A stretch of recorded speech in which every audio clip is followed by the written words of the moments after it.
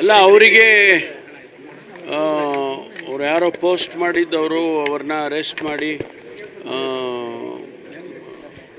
ಈಗ ಅವರು ಮಹಾರಾಷ್ಟ್ರದಲ್ಲಿ ಅರೆಸ್ಟ್ ಮಾಡ್ಕೊಂಡು ಕರ್ಕೊಂಡು ಬಂದಿದ್ದಾರೆ.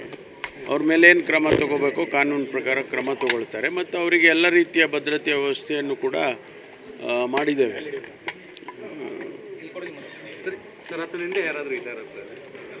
ಅಲ್ಲ ಅದನ್ನು ವಿಚಾರ ಮಾಡಬೇಕು, ಯಾರಾದರೂ ಇದ್ದಾರಾ ಏನೋ ಅಂತ. ಈಗ ಏನಾರು ಅರೆಸ್ಟ್ ಮಾಡಿದಾರಲ್ಲ ಅವ್ರನ್ನ ತನಿಖೆ ಮಾಡ್ತಿದ್ದಾರೆ. ಒಂದು ವೇಳೆ ಯಾರಾದರೂ ಇದ್ದರೆ ಗೊತ್ತಾಗುತ್ತೆ.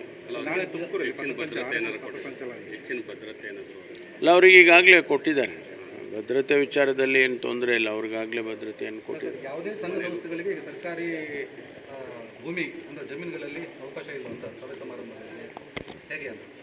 ಅಲ್ಲ, ಈ ಖಾಸಗಿಯಾಗಿ ಯಾರಾದರೂ ಕಾರ್ಯಕ್ರಮ ಮಾಡಬೇಕಾದ್ರೆ ಮತ್ತು ಧಾರ್ಮಿಕ ಕಾರ್ಯಕ್ರಮಗಳು ಆ ಜಾಗದಲ್ಲಿ ಸರ್ಕಾರಿ ಸ್ಥಳಗಳಲ್ಲಿ ಮಾಡಬೇಕಾದ್ರೆ ಅದನ್ನು ನಿಷೇಧ ಮಾಡಿ, ಅಂದರೆ ಅಥವಾ ಪರ್ಮಿಷನ್ ತೊಗೊಳ್ಳಿ ಅಂತೇಳಿ ಹಿಂದೆ 2013ರಲ್ಲೇ ಆದೇಶ ಮಾಡಿದ್ದಾರೆ. ಅವತ್ತು ಜಗದೀಶ್ ಶೆಟ್ಟರು ಮುಖ್ಯಮಂತ್ರಿಗಳಾಗಿದ್ದಂಥ ಸಂದರ್ಭದಲ್ಲಿ ಅವರೇ ಆದೇಶ ಮಾಡಿದ್ದಾರೆ.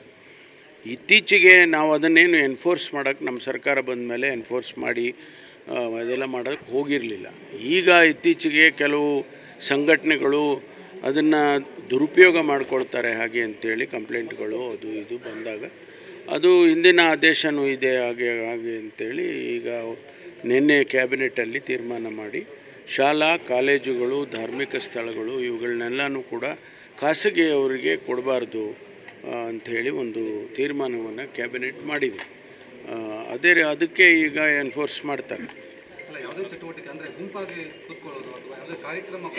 ಇಲ್ಲ, ಹೋಗಲಿ ಜಾಗದಲ್ಲಿ ಕೂತ್ಕೊಂಡ್ರೆ ಯಾರು ಬೇಡ ಅಂತಾರೆ. ಅದಕ್ಕಲ್ಲ, ಕಾರ್ಯಕ್ರಮಗಳು ಮಾಡೋದಕ್ಕೆ ಮತ್ತು ಯಾವುದಾದ್ರೂ ಕೂಡ ಬೇರೆ ರೀತಿ ಚಟುವಟಿಕೆಗಳನ್ನು ಮಾಡೋದಕ್ಕೆ ಅವಕ್ಕೆಲ್ಲ ಅವಕಾಶ ಇರೋದಿಲ್ಲ. ಇಲ್ಲ, RSS ಅಂತ ಒಂದೇ ಅಂತ ಅಲ್ಲ, RSSಸು ಸೇರಿ ಬೇರೆ ಬೇರೆ ಸಂಸ್ಥೆಗಳು, ಖಾಸಗಿ ಸಂಸ್ಥೆಗಳು ಅಂತ. RSSಸು ಒಂದು ಸಂಸ್ಥೆ, ಆದರೆ ಬೇರೆ ಬೇರೆ ಸಂಸ್ಥೆಗಳು ಕೂಡ ಕೇಳಬಾರ್ದು, ಯಾರು ಕೂಡ ಪರ್ಮಿಷನ್ ಕೊಡಬಾರ್ದು. SSIT ಮತ್ತು ಹೆಗ್ಗೆರೆಯಲ್ಲಿ ಎರಡೂ ಕಾಲೇಜಲ್ಲೂ ಕೂಡ ಬೈಟೆಕ್ ನಡೆದಿತ್ತು. ಹೌದು, ಹಿಂದೆ ಭಾಳ ಹಿಂದೆ ಒಂದು 25 ವರ್ಷದ ಹಿಂದೆ ನಡೆದಿತ್ತು. ತಾವು ಅನುಮತಿ ಕೊಟ್ಟಿದ್ವಿ ತಮ್ಮ ಅವಾಗ ನಾವು ಕೊಟ್ಟಿದ್ವಲ್ಲ ನಮ್ಮ ಕಾಲೇಜಿನಲ್ಲಿ. ಅವಾಗ ಹಿಂದೆ 25 ವರ್ಷದ ಹಿಂದೆ ಅವತ್ತು ಯಾವುದು ಈ ಥರ ಕಾನೂನುಗಳಿಲ್ಲ ಅಂತೇಳಿ ಅವ್ರು ಬಂದು ಕೇಳಿದರು ಅಂತ ನಮ್ಮ ಪ್ರಿನ್ಸಿಪಾಲ್ರು ಕೊಟ್ಬಿಟ್ಟಿದ್ರು. ಮತ್ತು ಅವಾಗ ಕೊಟ್ಟಿದ್ದಾರಲ್ಲ ಅಂಥೇಳಿ ನಾವು ಸುಮ್ಮನೆ ಆದ್ವಿ ಅಷ್ಟೇ. ನಾಳೆ ಪಥಸಂಚಲನಕ್ಕೆ ಅನುಮತಿ ಇದೆಯಾ ಅಂತ? ಯಾವುದಕ್ಕೆ? ಅದು ಅವ್ರ ಪರ್ಮಿಷನ್ ಅವ್ರಿಗೆ ಪೊಲೀಸ್ನವ್ರಿಗೆ ಪರ್ಮಿಷನ್ ತೊಗೋಬೇಕು.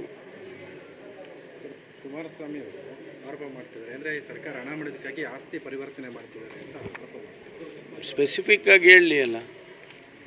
ಕುಮಾರಸ್ವಾಮಿಯವರು ಮುಖ್ಯಮಂತ್ರಿಗಳಾಗಿದ್ದಂಥವ್ರು, ಈಗ ಕೇಂದ್ರ ಸಚಿವರಿದ್ದಾರೆ. ಅವ್ರು ಹೇಳಿದ ಮೇಲೆ ನಾವು ಒಂದು ಸ್ವಲ್ಪ ಗಂಭೀರವಾಗಿ ಅದನ್ನು ಪರಿಗಣಿಸ್ತೇವೆ. ಅವರು ಸ್ಪೆಸಿಫಿಕ್ಕಾಗಿ ಇಂಥ ಕಡೆ ಹಣ ಮಾಡ್ತಿದ್ದಾರೆ, ಇಂಥ ಇದರಿಂದ ಹಣ ಮಾಡ್ತಿದ್ದಾರೆ ಅಂತ ಸ್ಪೆಸಿಫಿಕ್ಕಾಗಿ ಹೇಳಿದರೆ ಅದನ್ನು ತನಿಖೆ ಮಾಡೋಣ.